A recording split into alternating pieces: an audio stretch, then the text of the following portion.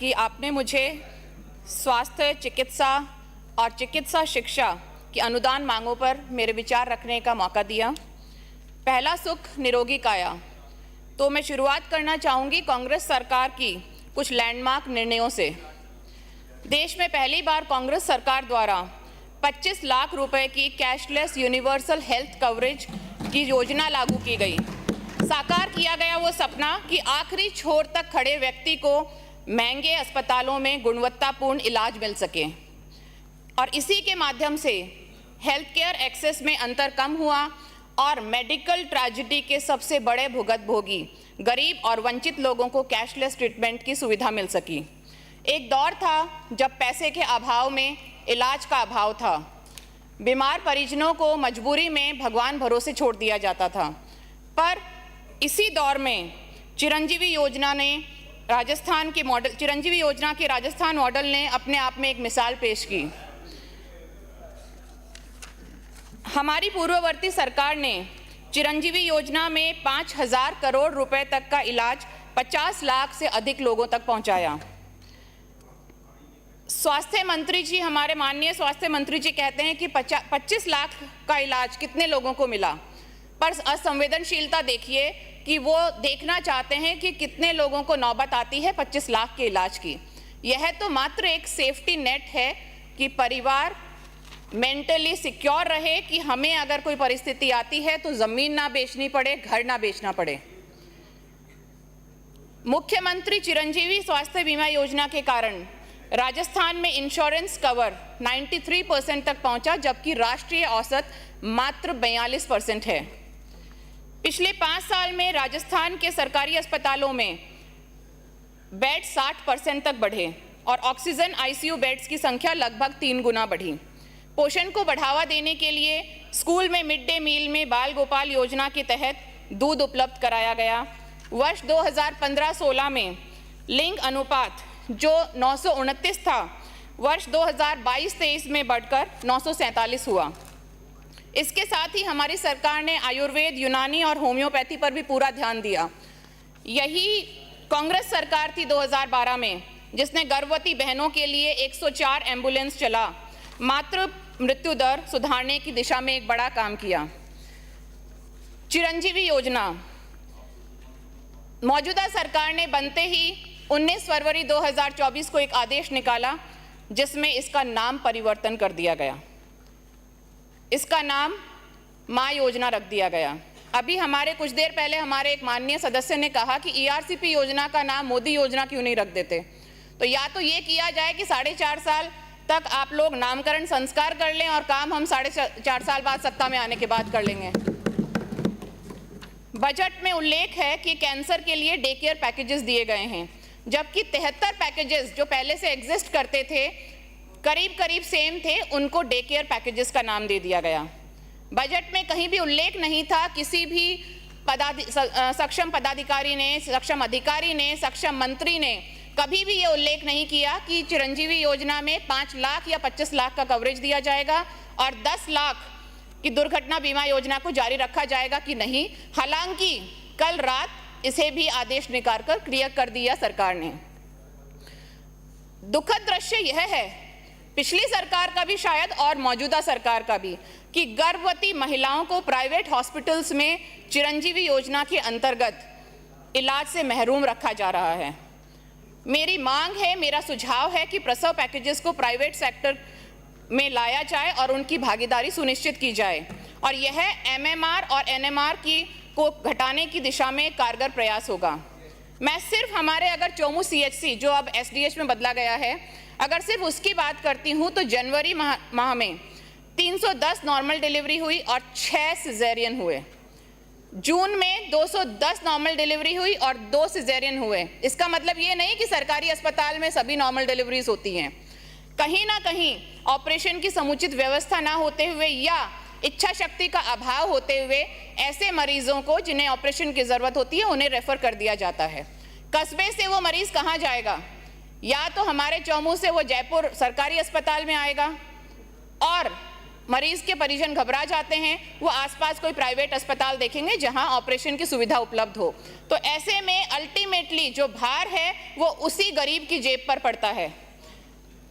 मेरा एक ये भी सुझाव है कि बच्चों के टीकाकरण को प्राइवेट सेक्टर में जोड़ा जाए।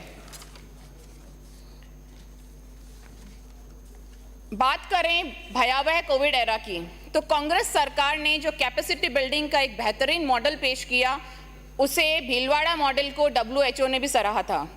पर हीट वेव में हमारी सरकार, मौजूदा सरकार कहीं ना कहीं इसमें फेल होती दिखाई दी और निपटने के लिए पर्याप्त प्लानिंग की कमी थी। मैं आपके माध्यम से माननीय चिकित्सा मंत्री महोदय से रिक्वेस्ट करूंगी कि सदन के पटल पर रखा जाए कि जिलेवार हीट वेव में कितने लोगों की मृत्यु हुई। बजट में कहीं भी उल्लेख नहीं कि ऐसी कॉन्टिंजेंसी में कैपेसिटी बिल्डिंग का सरकार के पास आगे के लिए क्या प्लान है।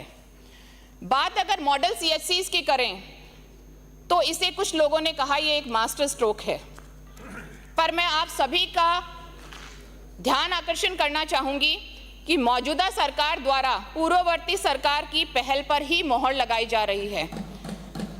25 अप्रैल 2022 को पूर्ववर्ती कांग्रेस सरकार ने एक आदेश जारी किया था जिसमें विधानसभा वार मॉडल CHCs बनाने का आदेश था। गैप एनालिसिस के आदेश दिए गए, गैप फिलिंग की रिपोर्ट्स भी आई और आगे भी उस पर कार्रवाई की गई। आपके सभापति महोदय, आपके माध्यम से मैं मंत्री महोदय से आग्रह करूंगी कि कहां-कहां गैप फिलिंग की क्या-क्या कार्रवाई हुई और MLA लेड से कहां-कहां कितनी राशि इस पे व्यय की गई, उसका ब्यौरा सदन की पटल पर रखा जाए। मेडिकल एजुकेशन की अगर बात करते हैं तो राजमेश कॉलेजेस जो फैकल्टी के अभाव से जूझ रहे हैं, ऐसी स्थिति में एक्सपीरियंस्ड मेडिकल टीचर्स ना होते हुए क्या खाक हम कोई स्किल्ड डॉक्टर्स तैयार कर पाएंगे?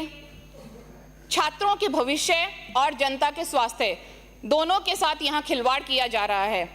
फैकल्टी इसलिए नहीं आना चाह रही क्योंकि उन्हें पे प्रोटेक्शन में कवर नहीं किया जा रहा।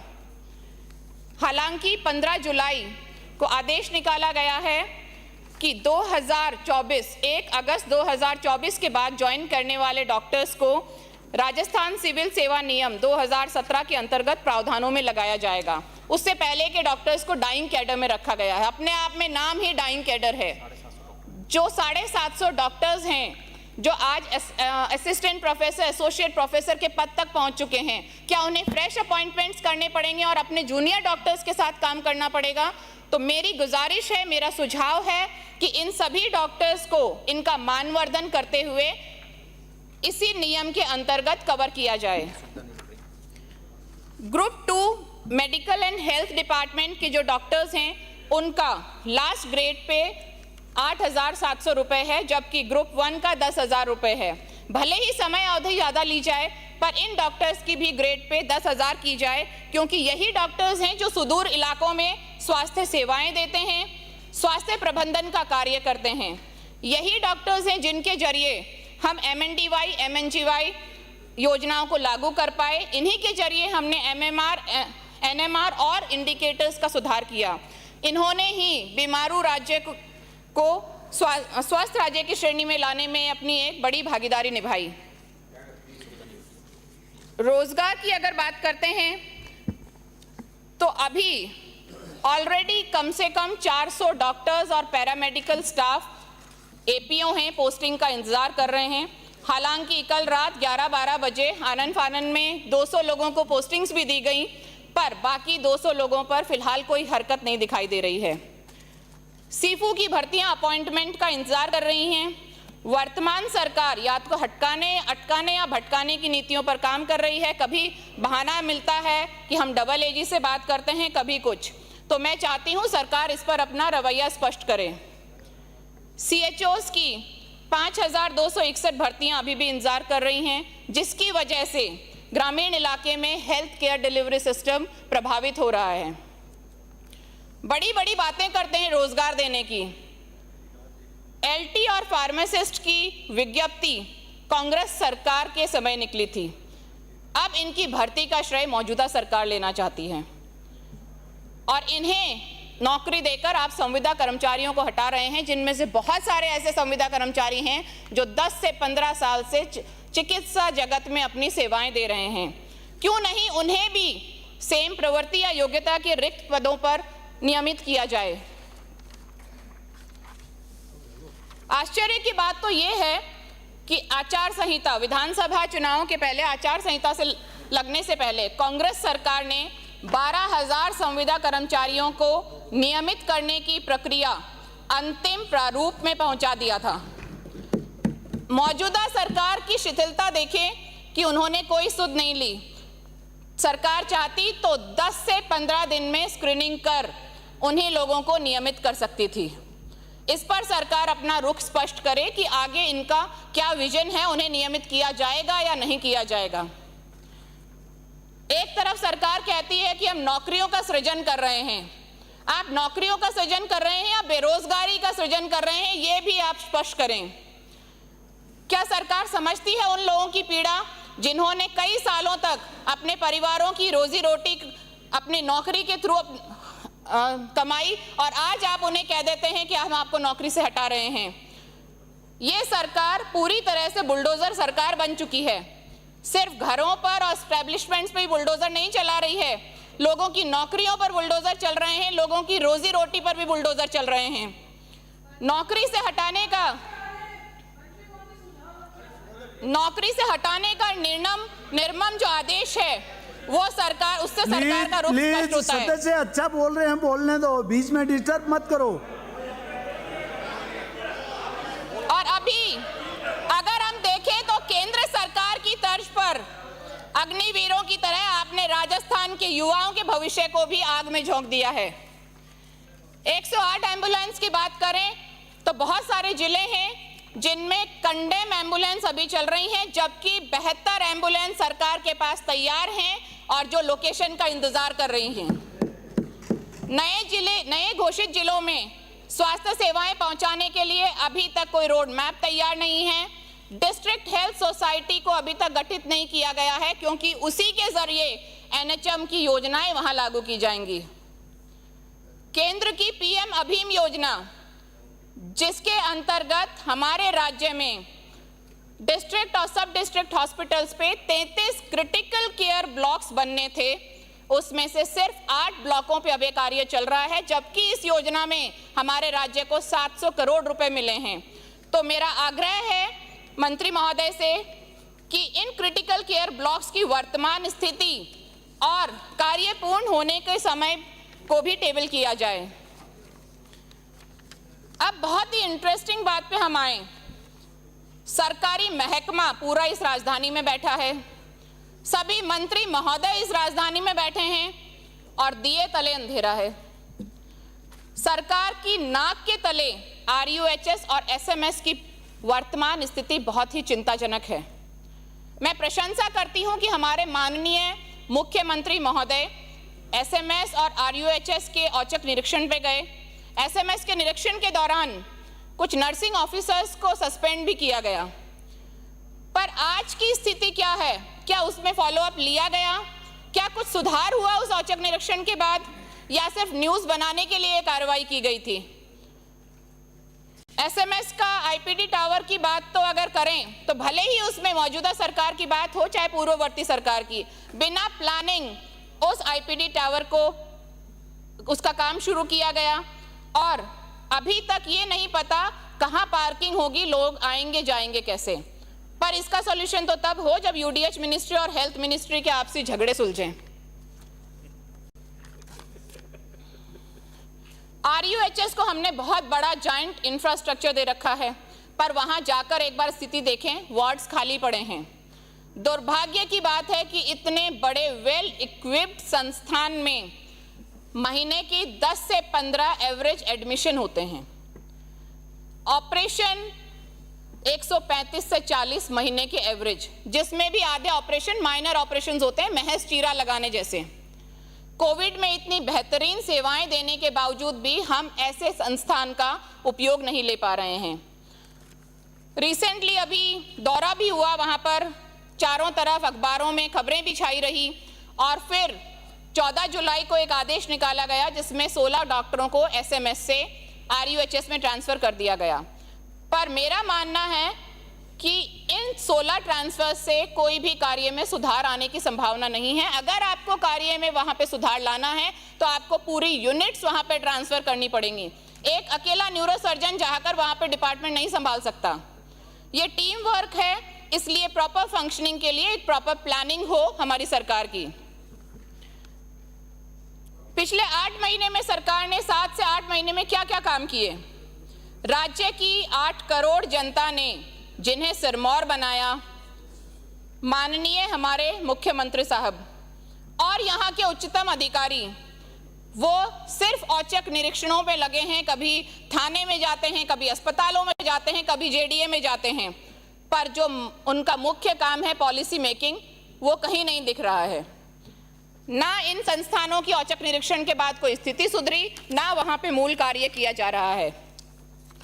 तो मुझे लगता है कि अब जनता ये समझ गई है कि ये पर्ची सरकार होने के साथ साथ ही एक प्रोजेक्शन सरकार भी है, जो मोदी जी के चरण कमलों पर चलकर सिर्फ मार्केटिंग पर ध्यान दे रही है, अपनी ब्रांडिंग पे ध्यान दे रही है। बहुत छोटी छोटी बातें हैं। IHMS 2.0 सॉफ्टवेयर तैयार है, पर फिर भी प्राइवेट सॉफ्टवेयर को काम में लिया जा रहा है। तो मैं आपके माध्यम से माननीय मंत्री महोदय से आग्रह करूंगी कि सदन को बताया जाए कि इस सॉफ्टवेयर को अभी तक काम में क्यों नहीं लिया जा रहा। 15वीं फाइनेंस कमीशन केंद्र के द्वारा 2021-22 में हेल्थ डिपार्टमेंट को 152 करोड़ रुपए सैंक्शन हुए थे, जो आज तक फाइनेंस डिपार्टमेंट में अटके हुए हैं। ये पैसा CHC, PSC और बाकी निर्माण के काम में आता है। उसकी वजह से आज इनका काम प्रभावित हो रहा है। 21-22 के बाद 22-23 का पैसा हमारे राज्य को नहीं मिला, 23-24 का पैसा नहीं मिला, क्योंकि जब तक 21-22 का हम यूटिलाइजेशन सर्टिफिकेट आगे नहीं भेजेंगे, हमारा आगे का पैसा अटका रहेगा। पर सरकार को सुध लेने की कोई मंशा ही नहीं है। अगर हो सके तो इसका भी प्रेजेंट स्टेटस स्टेबल किया जाए। आज स्थिति यह है कि प्रदेश की सबसे महत्वपूर्ण और जिम्मेदार पद पर बैठकर मंच से ये कहा जा रहा है, हमारे माननीय मुख्यमंत्री जी द्वारा भी और बाकी हमारे यहाँ साथी सदस्यों द्वारा भी, कि कार्य राज्य में वही होंगे, विधानसभाओं में वही होंगे जो हमारा सांसद, हमारा विधायक चाहेगा, जो हमारा पूर्व सांसद, पूर्व विधायक चाहेगा, जो हमारा कार्यकर्ता चाहेगा। सार्वजनिक से ऐसी बात बहुत ही शर्मनाक है इस राजस्थान की जनता के लिए, जिन्होंने आपको इस बार सत्ता पक्ष में बिठाया है। एक सदस्य ने तो मंच से ये तक कहा कि भैया तुम्हारे मामा भांजे को मत लेकर आना जिन्होंने वोट नहीं दिया, काम उनका भी नहीं किया जाएगा। तो इससे ज्यादा मुझे लगता है दुर्भाग्यपूर्ण बात कोई हो नहीं सकती। आप संगठन को मजबूत करें, पर राजकीय कोष से नहीं। आप अपने खुद के पार्टी के कोष से उन्हें, अपने संगठन को मजबूत करें। आप कार्यकर्ता की बात माने, पर क्या किसी के माथे पे लिखा है किसने किसको वोट दिया? हमें तो जहां तक पता है वोट देना एक संवैधानिक अधिकार है और वोट सीक्रेट होता है। इसलिए क्या मैं सरकार से पूछना चाहूंगी कि क्या आप लोग घर चिन्हित करेंगे कि किसे बिजली पहुंचे, किसी पानी पहुंचे, किसे योजनाओं का लाभ पहुंचे और किसे चिकित्सा पहुंचे? क्या जिसने बीजेपी को वोट दिया है सिर्फ वही आपकी जनता है? हम यहाँ 200 सदस्य जिन्हें जनता ने चुन के भेजा है, आज हम उन्हें 2.5 लाख, 3.5 लाख, 4 लाख लोगों का प्रतिनिधित्व करते हैं, ना कि सिर्फ उन लोगों का जिन्होंने हमें वोट दिया और जो भी आपको कंफर्म नहीं इसने दिया या उसने दिया। तो मैं उम्मीद करती हूं कि मौजूदा सरकार और हम सभी लोग हमारी जनता के लिए निष्पक्षता के साथ काम करेंगे। मेरे क्षेत्र की डिमांड्स मैं 2 मिनट में कहूं। हमारे चौमू में PHC, CHC और तथाकथित अपग्रेडेड सब डिस्ट्रिक्ट हॉस्पिटल में डॉक्टरों और नर्सिंग कर्मियों के रिक्त पद हैं। वहां वर्कलोड इस कदर है कि एवरेज OPD वहां का 1 महीने का 29 से 30 हज़ार है। हमारे SDH को अभी तक जमीन भी अलॉटेड नहीं है। चौमू के जाटावाली PHC किराए के भवन में बेसमेंट में चल रही है, तो मेरी सरकार से मांग है कि उसके लिए भी नवीन भवन निर्माण के लिए कुछ बजट हमें दिया जाए। कालाडेरा कस्बा जो एक ऐतिहासिक अपनी महत्ता भी रखता है, वहाँ CHC का भवन जर्जर है और नाकाफी है। वर्कलोड, पेशेंट लोड ज़्यादा होने की वजह से वह बहुत छोटा प्रतीत होता है। तो मेरी सरकार से गुजारिश है कि उस जर्जर भवन की मरम्मत और साथ में नया भवन बनाने के लिए हमें कुछ बजट दिया जाए। श्री संदीप जी शर्मा। आपने मुझे बोलने का मौका दिया, उसके लिए बहुत बहुत धन्यवाद। जय हिंद, जय संविधान।